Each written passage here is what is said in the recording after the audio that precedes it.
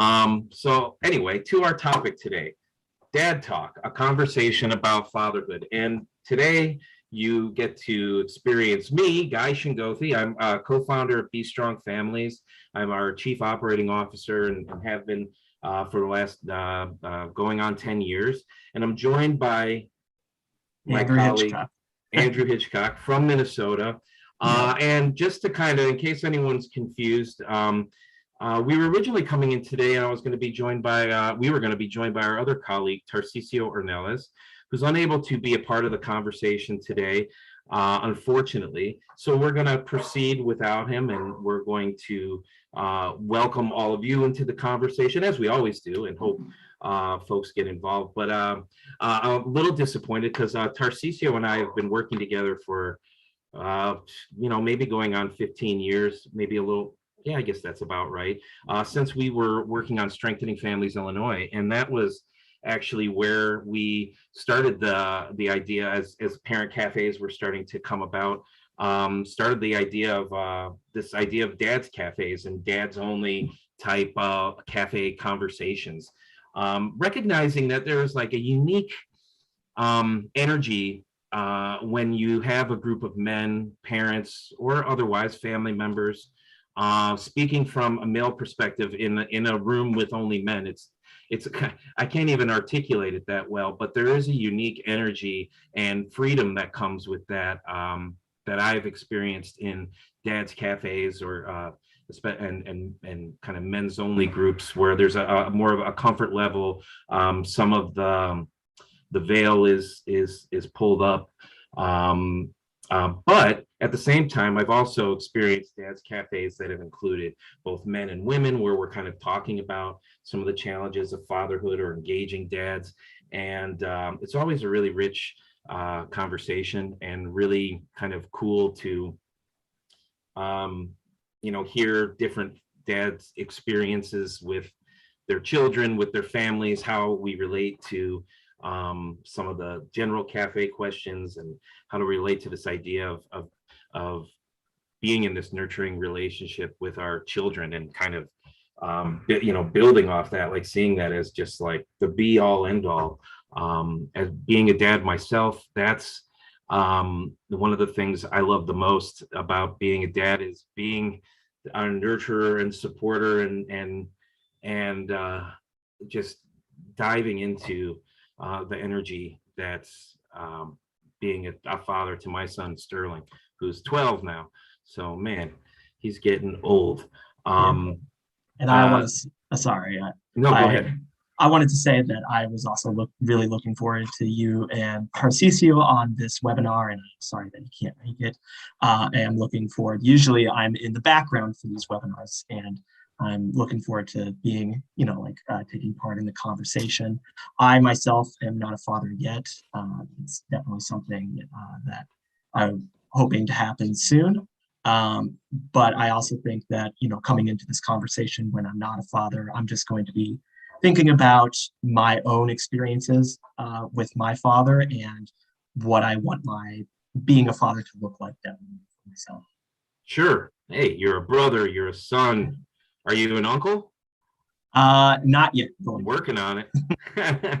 All right. Well, so what's our plan for today? Well, we've pulled some questions around the idea of bonding with our children from our Dad's Cafe in a Box deck. And what's our goal today is to just have an open, engaging conversation, or, responsation, as that, I just made up that word, and you're all welcome to use it. So as we kind of continue through the slides for today's webinar, we're going to post some questions, and that's really, and Andrew and I are going to respond to them. And we'd like to hear from you as well. So please, if you're sitting watching and want to be active, jump in, because the water is nice and we'd love to have you. So what do you say? Do we kind of pop in? Yeah, let's get it started. All right, let's do it. So I'm going to go to the next slide, and I'll also be posting this comment or question in the chat. And again, feel free to raise your hand or to just comment in the chat if you want to participate. Thank you, Andrew. So how do you deal with or respect your children's individuality? So how do you deal with or respect your children's individuality? Gosh, I have, it's interesting. I think that thing that comes up for me a lot with my son um, is that I see so much of him or myself in him, personality wise, like very sarcastic. Wait a minute, what did I just say about myself? No, very sarcastic, like always, in a sense, trying to make a joke or kid around. And I have to say that it, as a parent, it drives me nuts sometimes to hear that, to watch my son play, when I'm trying to be serious or like, trying to say, okay, it's time to move on to the next thing, or we have to get ready to go. And his kind of response is, what's the next joke? What's the next line? Like, how can I get a laugh or a rise out of my dad? And it drives me nuts. And then I think to myself, oh my gosh, this is the exact, this is what everyone goes through, right? Like seeing yourself and your children. Your parents always would say, like, you'll see, like you're gonna get a child that is just like you, and it's gonna drive you crazy. And I'm taking that statement like way too far. I mean, like it's not. I mean, I guess it is driving me a little crazy, um, but um, but I enjoy a lot of that because I see his individuality, but I see me. So what does that tell me? It tells me that I don't know, like that I'm rubbing off on him a little bit. That like through our time together, what we're kind of activities we're doing together, movies we're watching, conversations we're having, that like a piece of my personality is now a piece of his personality. So um, so I try not to get too frustrated. I think that's like the first key, but just kind of recognize like, okay, it seems like he's coming into his own. Like now I gotta like, say to him, okay, now, yeah, there's a time and place for that, but let's move on to the next thing, like it's not a time to joke. But um, so I guess I deal with it a little bit sometimes with some impatience, but mostly like kind of marveling at the kind of the experience, of watching him become his own person, watching him kind of navigate how he relates with me, and curious about how that manifests itself, in his day-to-day social interactions, like in school and stuff like that. I saw a comment pop in, um, and that's from Cindy, um, who says, listening and realizing that they are all not the same, and embrace the differences and treat them accordingly. Thank you for that. I mean, I agree with that. And I'm curious because I've often said this to some of my friends that have multiple children, that I'm grateful that I actually only have to focus on one. It makes it, I'm always curious at the challenge of balancing, multiple children. Cindy, I'm curious, how many children do you have, um, that you're kind of navigating this individuality piece? Feel free to post when you have a chance. Yeah, And Cindy, if you would like to raise your hand, Cindy, as well, and share with us verbally, then I can absolutely unmute you. yeah, and 2 children and 4 grandchildren. So wow, does the and I'll throw this question out there too as we're kind of continuing to respond. How does your approach different with the grandchildren than your own children in terms of the individuality? Now, Ann Williams shares pay close attention to their thoughts and ideas, and continue to engage and encourage them in right directions. Yeah, yeah, I got that. And that's, I think, something. I mean, I agree with that, and I think that's something that I'm doing as well. Is trying to listen to where they're coming from, and I really like them to do is find out, really what makes them tick. So I mentioned I led with, I see parts of me, kind of popping up, but like, how does that grow into how he's forming his own ideas, his own personality? I know the things that people like and dislike about me, and wonder what are the things that people like and dislike about him on a daily basis. Janine shares, realizing they are people, not just my child. Knowing this helps me understand they have their own likes, dislikes, temperaments, etc.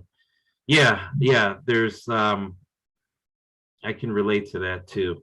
And feeling that transition of you know, as they're younger, for my son is younger, like, you kind of are really kind of pointing them in the right direction more. And then as he's getting older, for me, it's like kind of like when you are practicing riding a bike and you're kind of holding on, and then you let them kind of continue down the street on their own and see, how they get, and then whether they're going to talk about it afterwards. I see Andrew was going to unmute Cindy. So please welcome Cindy to the conversation. Thank you for raising your hand and sharing your thoughts. Sure. Well, I'm happy to share my thoughts. When you asked me the question about the grandchildren, Yeah. Grandchildren, it's a little bit different because I'm not with them 24/7. So, you always hear that saying where you can spoil them and then send them home to mom and dad. But try not to spoil them. But with the grandchildren, I have 3 granddaughters and 1 grandson. So the girls are very much different. I have one that's very emotional. I have one that's more like a tomboy, one that's just learning how to talk. So she's experimenting with everything right now. And the boy is only 8 months old, so he can't really do too much yet. Yeah. But just understanding how to interact with each of them, especially the 10-year-old who I said is very emotional, knowing that she's going to react emotionally to a lot of different things. So just knowing how to approach her and then kind of letting her talk and get it out and be there to support her, because she always wants everybody to be her friend and wants to be liked and wants to be heard. And then the 7-year-old is the middle child in that family. So I'm always trying to spend extra time with her because I feel like she, between the baby and her older sister, is always kind of missing out on some things. So try to do some one-on-one time with her. So it is different. It is different when they're your grandchildren than your children. My children, I was very much more strict with them. And I have a girl and a boy. So in my opinion, boys were easier. My son was easier than my daughter was. Girls are emotional. My son was more laid back. But it's definitely a learning process all the way through. And no matter how old you get or how old your children get, you're still their parent and you're still learning new things about them and new ways of dealing with things. And when you were saying about you see your son, see yourself in your son, when your son has children, and this was something that happened to me when my kids had their kids, they'll say, now I understand why you did things the way you did. Now I know why you were so tough. So it's like, oh, they finally got it. They didn't get it, but they get it now. Yeah, that sounds fair for sure. Thank you for sharing that and for jumping in the conversation. I see a couple comments I'll read. Children pay close attention to what we do. That's from Ann Williams. To what we do and say as parents, and this becomes a part of them as they grow older. The choices become theirs along with the decisions they make. I mean, that's connects a lot with what I was thinking about regarding like seeing, you see yourself showing up and then, but like, it's not the same. They're going to just take it and run with it in their own way. And I think for me,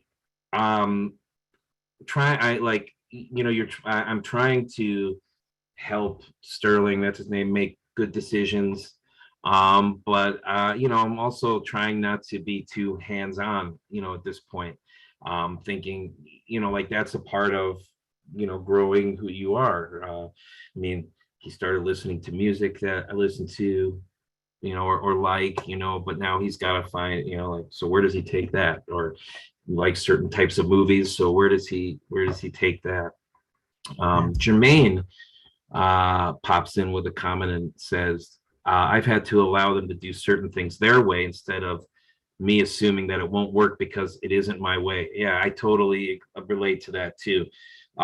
It's and as a control freak at times, like I have a hard time, watching that, but kind of letting them find their own way and just kind of watching from the rafters, like, okay, do I really need to jump in? Is he sticking his hand in the alligator pit, or what's going on? Cindy Klein said, my child has had some extreme anxiety challenges throughout her life. I parent differently than I expected to, but I have to parent the child I have, not the child I thought I'd have, if that makes sense. I think so. Yeah, it makes sense. Thank you for sharing that. Hilda Benitez shares, validating your children's feelings, having open communication, and listening to what they are feeling. Yeah, those are points. I would agree with that too. Andrew, do you have anything you want to add to that? Yeah, just thinking about how I deal with and respect my children's individuality. I think the most important thing for me is to, once I have children, I don't want to have a set goal of who I want them to become. I don't want them to feel like I'm pressuring them to do this or that, and I'm trying to have them become whatever I envision is the best version of themselves. I really want to emphasize that they have their own individuality. And obviously I'm going to provide support and advice, but I don't want to say, you are a Hitchcock, so you are blank. I want them to define that for themselves. So yeah, that's kind of where I'm coming from on this one. Gotcha. Yeah. I feel you on that. Thank you for sharing. And Williams agrees. Absolutely. Are there any other comments or voices that want to chime in on this question? How do you deal with or respect your children's individuality? I think I would just cap off thinking that, like, how I deal with it, or I mean, I don't know, I'm not trying to say deal with it, but man, is it great to see. I think that's what is really interesting joy. Yeah, Jennifer, celebrating it, learning from them. Like, it's just really, it's like a magical moment. It's like a moment when you're in a cafe and you hear something that really strikes you in the heart.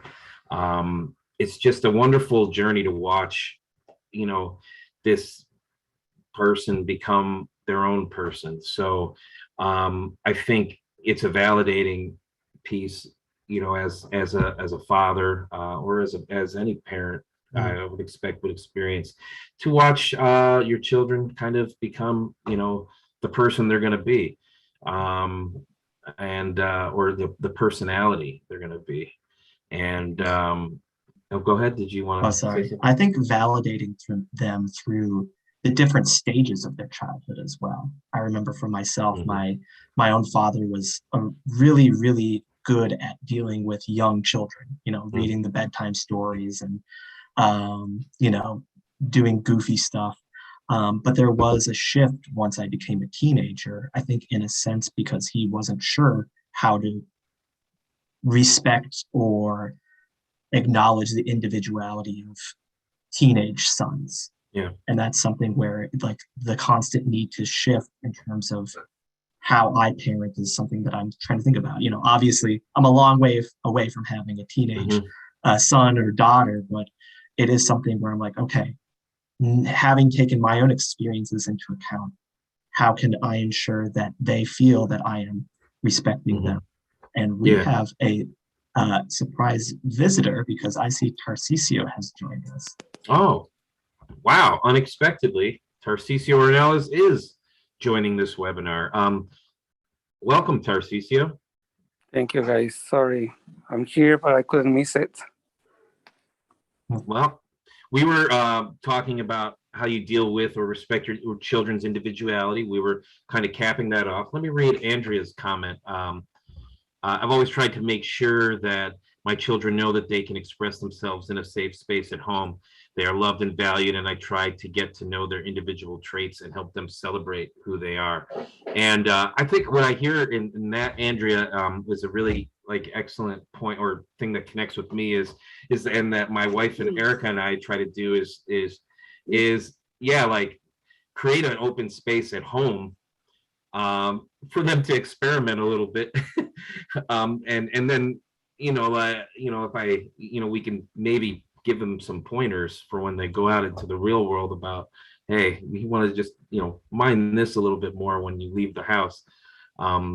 I don't know if that's what you meant there, but that when I read that, that's what I thought about with me is some of the things we do at home versus behavior that we kind of are warning or trying to help him be wary about when he's out in the world. Tarcisio, is there anything you want to pop in on this question, or we're going to move on to the next one? We're going to just move on to the next one. So go ahead, Andrew. I'm sorry. I'm sorry. I was on mute. Oh, I want to say something about this. Has been an uphill road, really, for me, because not getting used to my children growing up. I don't know how to put it right. It's like becoming adults, transitioning from children to youth and then adults and having their own opinions, which are mostly different from mine. And but I, just like you, I've been learning from other parents, from other dads, like this is how we become adults. And in doing that, it's just letting them express themselves and approaching it not necessarily just applaud or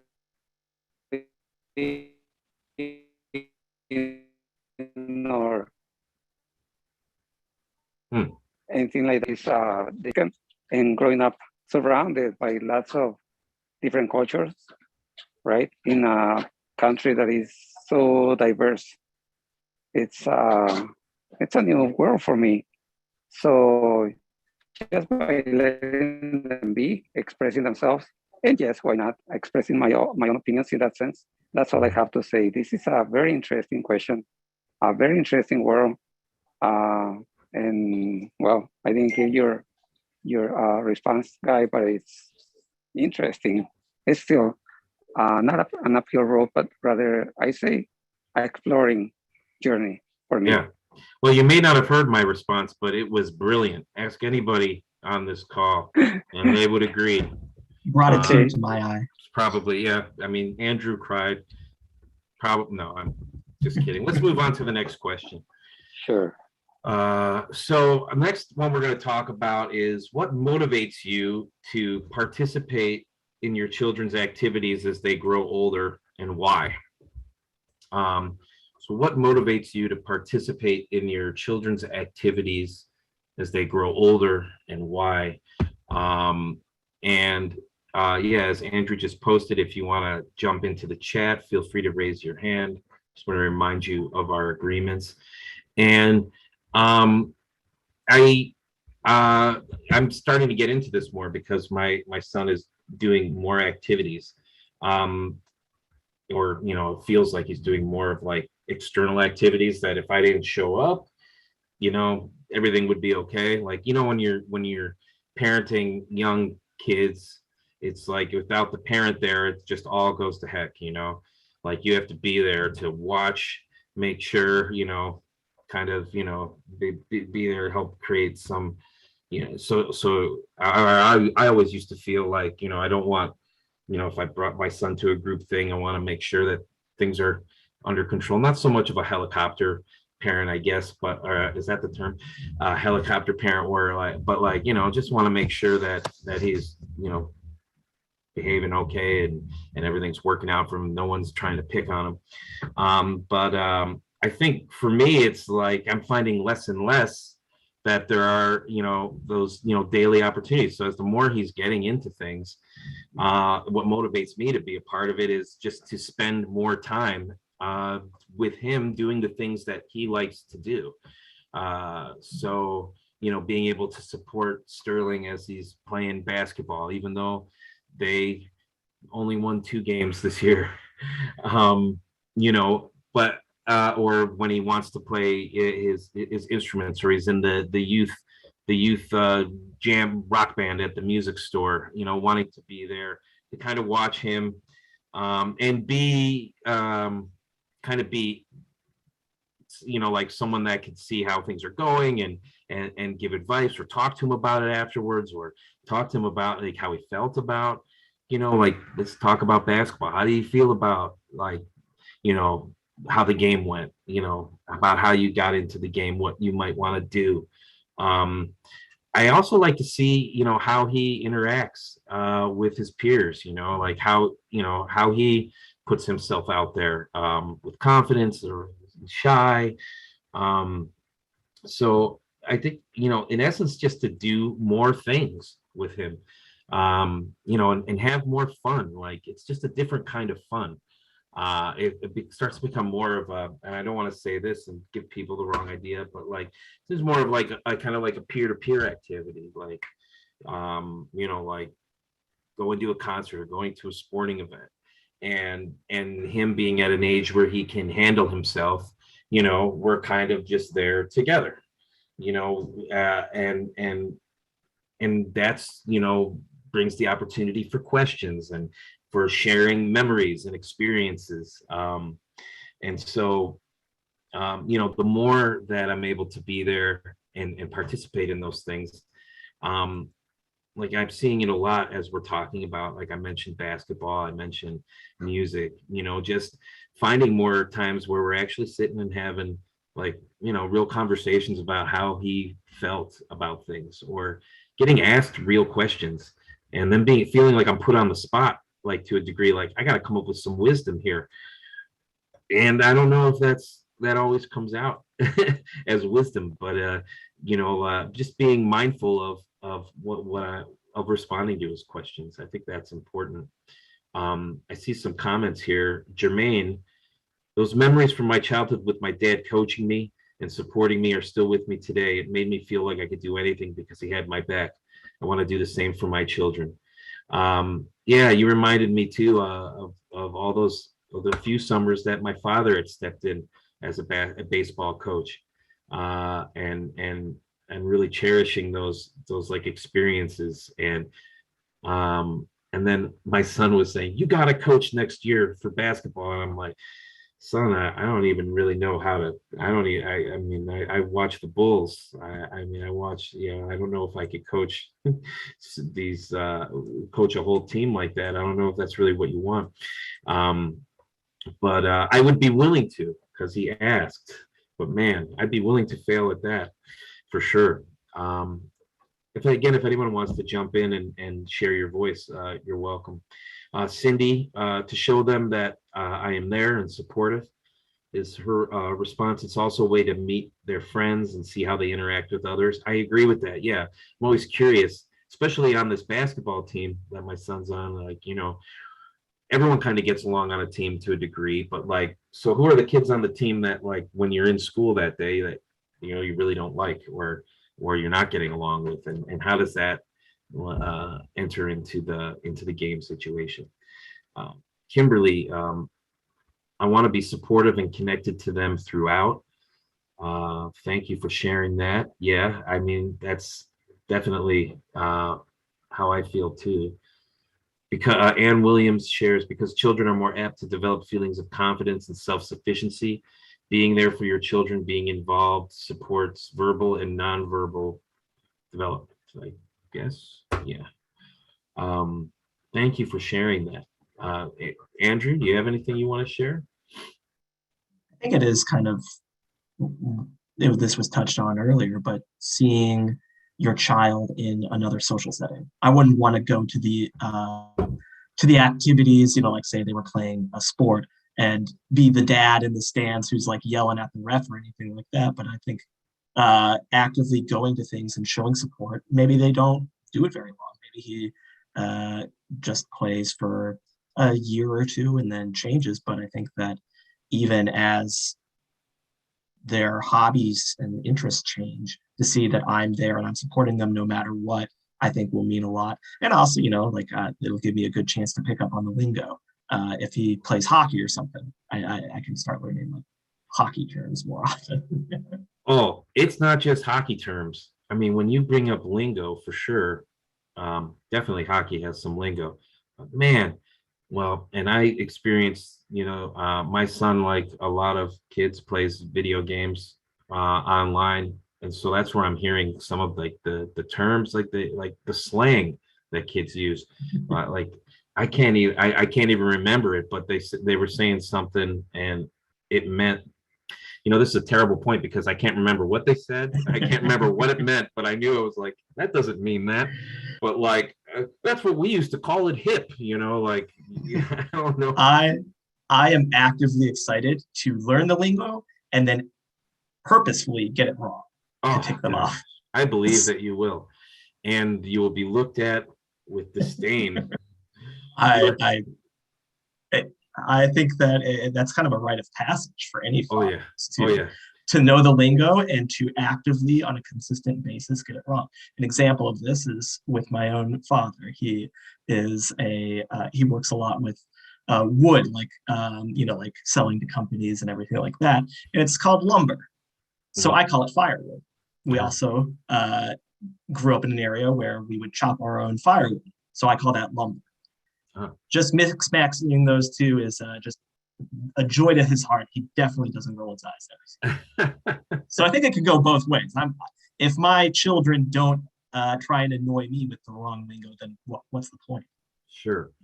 I mean, and whether, even before whether you have children or not, once you hit a certain age, all the younger people are making fun of you and you completely stick out like a sore thumb. That's what I realized in my 30s. I was like, what, I'm still a joke. I might as well be 50 to a teenager. Jeanette Vasquez shared a comment. I felt supporting their interests, whether as a participant or spectator, would help boost their self-esteem and feeling of self-worth.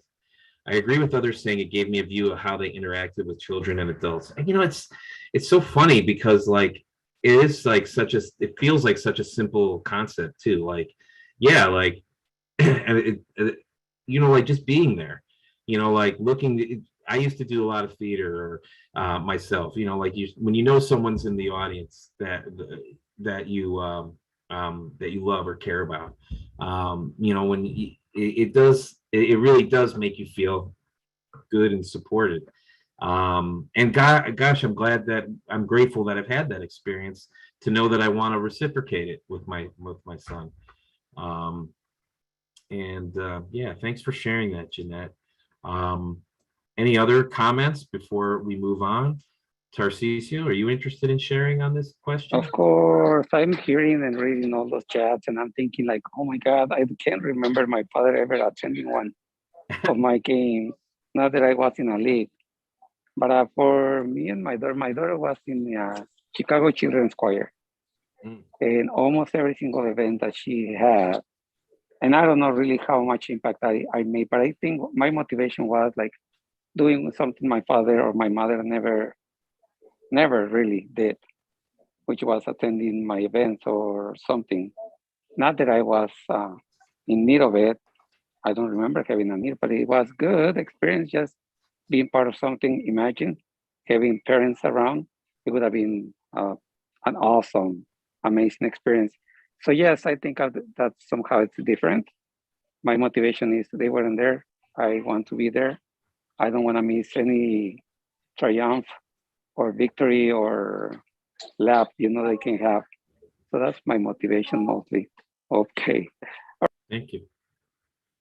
Thanks, Tarcisio. Victoria shared, time alone with my dad was always fun. He used to go for walks at night and I would tag along. Sometimes passing by the ice cream shop meant going inside the ice cream shop. Very special memories. That does sound nice. Thank you for sharing that, Victoria. Um, yeah, yeah, that sounds real. And as a good segue into our next question. So why don't we pop over to that? Um, and what helps you bond, or what helps you build a bond with your children? And I think Victoria, I mean, everything we're talking about is connecting to that for sure. But um, from Victoria's comment, I just started picturing some of those summer vacations when we used to go to a place called Union Pier in Michigan, right over the border of uh, right over the Michigan border, Chicago, Indiana, there, and just some of those game night memories where we would be playing the game, and it was cool because it was after midnight, and then we would take a break, or we would end the game. It was usually a long game like Risk or Monopoly or some other one, and then we go to the diner for like the 24-hour diner for eggs and corned beef hash and hash browns, and those are some of the best memories. That just reminded me of the ice cream shop for some reason. But what helps you build a bond with your children? And interestingly enough, I think for me it's been a combination of, well, spending time for sure, and I think one thing that's helped, which maybe doesn't seem as intuitive, is taking care of myself, like continuing to do things that bring me joy outside. I mean, as parents or as a father, there's a lot of pressure, or there can be pressure to bring home the bacon. You're bringing home the bacon, right? We used to do some dad's events. It would be like more than a paycheck. We're developing that nurturing relationship. But I think about what's been important to me, and I know that my son has responded to it just by some of his interests and some of the things that we wound up doing together as a result. But like taking care of myself when it came to playing music, like, so I had a band, and I would rehearse with them every Friday night, and then we'd play shows every couple weeks, and most shows he couldn't go to, some shows he could, and that was great.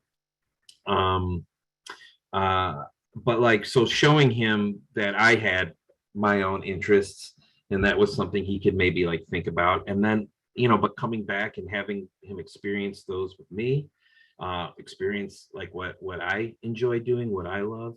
I think that's been important as kind of he's developed. Maybe I was more influential, but like giving him the joy of like, this is what playing live music is like, this is what going to a concert's like, this is what going to a play is like. We brought him to some plays, not just your regular children's shows, but like an intense like drama play. This is what a Cubs game is like, things like that. Like showing him or taking him to things that I enjoyed, that's been like helpful. And then talking about it, and I've heard this throughout like the chat, listening to what he has to say about topics, or actually like trying to pay attention when he's talking about Pokemon. I mean, gosh, can I get a witness on that? I mean, I don't even know where to start with some of these Pokemon things. I still don't get it, but I could hang in a Pokemon conversation, maybe. That's probably giving myself too much credit. Jermaine Use the wrong lingo. Yeah, I used the wrong lingo. I'll talk Digimon and they're talking Pokemon, or I can't even think of the other one. Jermaine has shared, I have 4 children and all 4 love different things, but all 4 share a love for something that I have. Very cool. It's fun helping them become great at things we love to do. All right, that was it. I agree with that. What did you say, Tarcisio? See, I was going to say what Cindy already mentioned in the chat. It's spending time, physical closeness, really. It's just sitting next to my daughter when she's playing Pokemon or other games, video games, or when she's enjoying a TV program. That's one thing. Something I learned from my father is love enters through the stomach.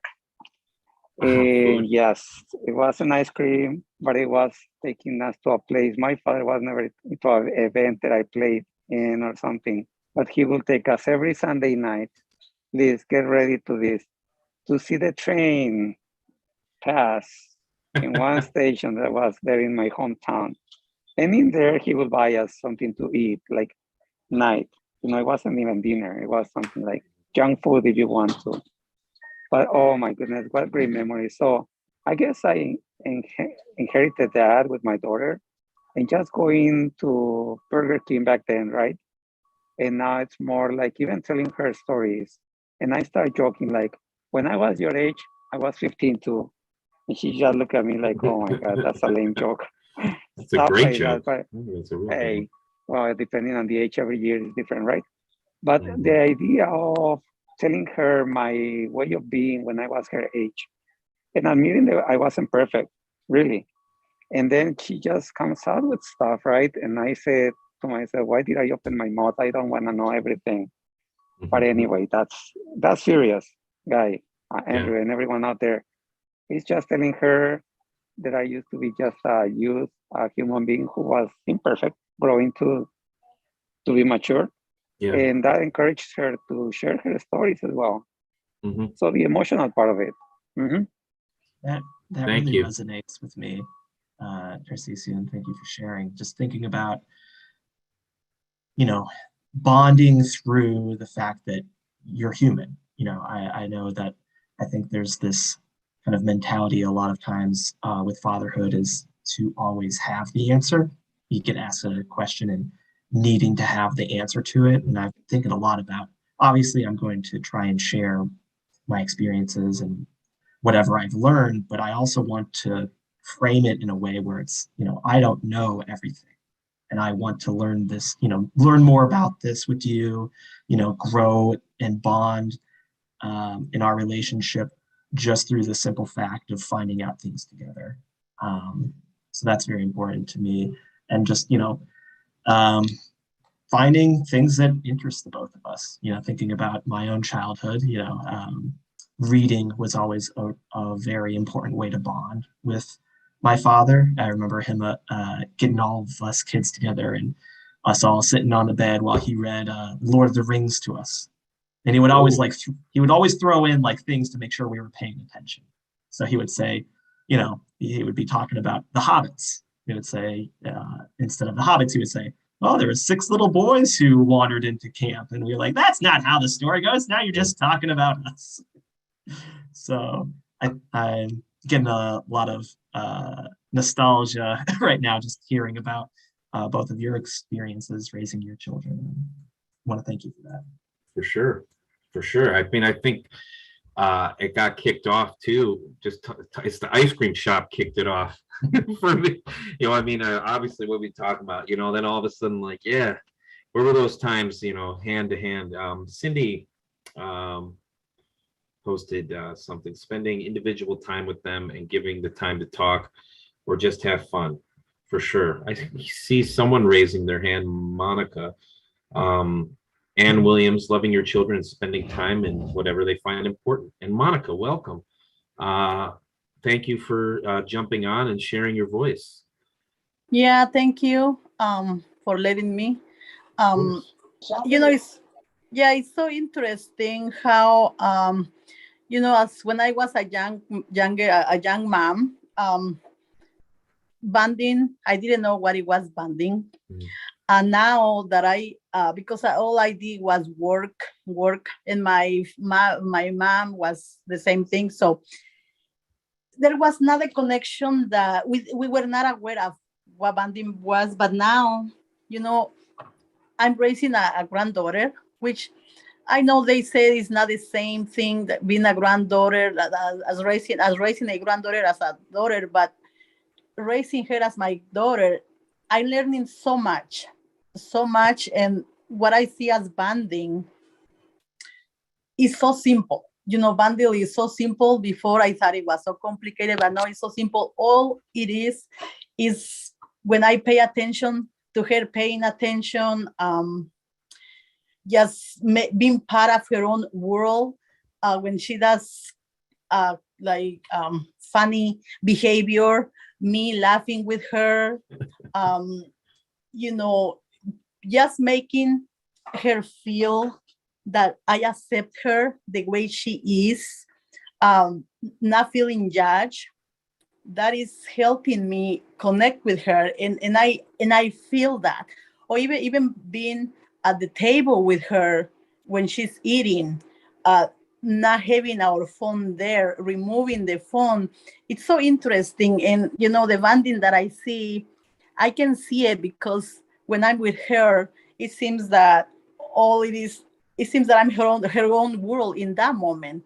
So it's so nice, bonding. I think that's the key to really be influential in her life and be part of her beautiful moments that she will experience. Well, thank you.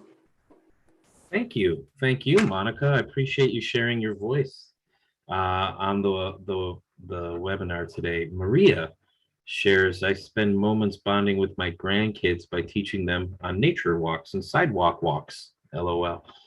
By that, I mean teaching them to look both ways when crossing the streets. I feel hands-on moments are more meaningful. Got a lot of comments. Meaningful than showing them online or TV. Hilda shares, my kids love the time spent with their dad. It is that one-on-one time that makes it special. My husband is the type of being more adventurous and allows my children that opportunity of risk-taking. I feel that we have a balance of that, similar balance in my house too. Although I still feel like I keep the risks at a minimum, but I used to, it's just such a different world when you think about, what you were allowed to do as a child, and the things that I'm comfortable with. Just as simple as riding bikes around the neighborhood, and I have an only child, it's just like one of those things. But thank you for sharing, Hilda. I was thinking about too, I think maybe your comment sparked this, Andrew, thinking about like the bad experience, like communicating with your children, about like not the warnings, but yes, like the warnings, like where did I go wrong? Like, and when do I have that? I'm getting to the point, I think, in my relationship where soon there will be opportunities to, have candid conversations about, things that they need to like really look out, like that they'll be experiencing, that they need to look out for. They need to be mindful of the decisions they make. Relationships, come to mind like immediately, and where I went wrong in relationships, and being able and sharing with them so they get a better view of, what, love is versus dating, or versus, and how love can become something more, deeper, like marriage, where then once you're married, then the love is gone. No, okay, I'm joking about that, but I'm not joking, or I am joking. No, I am joking. Yeah. Kimberly shares, praying together for them, our family, and others. But like, like having those conversations where I can candidly share the times that I was broken, times that broke me, and how do you share that with your child? Like this, there's a good chance it's going to happen to you. You know what? I was thinking, Guy, as you were sharing and people were sharing, Monica, the bonding part. I mean, what the hell bonding, right? At least not in Mexico. It's just like about fathers just provide, and that's it. They don't even talk. Just take you and put you and stuff like that. So, but I still remember my father saying serious things about what his values were. And I don't know if anyone heard this, like, I prefer a son in jail than a thief to say something, and not ever missing one day of work out of being in the hangover. He wouldn't miss that. I mean, he will go to work. So his idea of showing up, even if he was, we say in Espanol, crudo, he was drunk the day before. Those are things that I value still, not that I get drunk at all. But my point is that, yes, those serious stuff is not always about having fun. Sometimes it's about bonding in serious stuff like life in general and in particular too. So thank you both for sharing that. Just, I'm thinking about that, just the communication required to, like you need to have with your children of, if they have a question for me, I do want to be really real with them about, kind of what you're talking about, Guy, the successes and the failures. I don't want my children to leave the house, when they become an emerging adult, or, they leave and go do their thing. I don't want them to think of me as just this stoic person who they never knew personally. And I think part of that is being human with them and sharing where I failed in life and where I've succeeded. But I think that they can learn a lot by looking at the mistakes I've made and seeing what they can do differently or what they can do the same. Thank you. Wow, I just took a look down and I see that we're at 12:57. So we've really taken these 3 questions down to the wire. I want to thank everyone for their participation. Let's go to the next slide and just talk about what we can do from here. So amplify dad talk. Andrew's also posted a poll. So hey, hashtag amplify dad talk. These questions, if you can move to the next slide, I mentioned at the top, are taken from our new expanded edition of Dad's Parent Cafe in a Box. That's available now on our store. So I guess that QR code can be scanned, and if you're interested in looking into that, we put in a link to our store. And there is an opportunity to experience a taste of a Dad's Parent Cafe. I guess if this wasn't a taste of a Dad's Parent Cafe, this was like a cocktail hour. We could maybe call it that, we're in the reception area. But we'll be hosting a taste of Dad's Parent Cafe this Friday at 12 p.m. Central as part of our webinar series. So you can register for that through our website or through this QR code. And hope that you'll join that. And our upcoming webinars this week, we have our Spanish-speaking webinars on Tuesday and Thursday. And Wednesday will be our next English webinar, Resiliency Through Tragedy with Stephanie Cooper.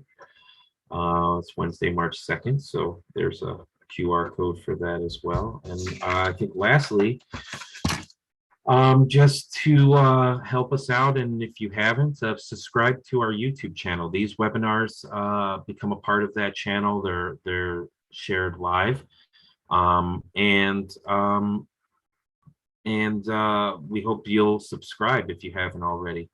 Monica shares, bonding with my dad as a daughter my most desirable dream, is how she ends our comments today. And I think that's a great way to think about it too. I believe that our children, and mine included, they don't articulate it, but like it's ultimately like what they want the most for Christmas, if I'm going to use that analogy.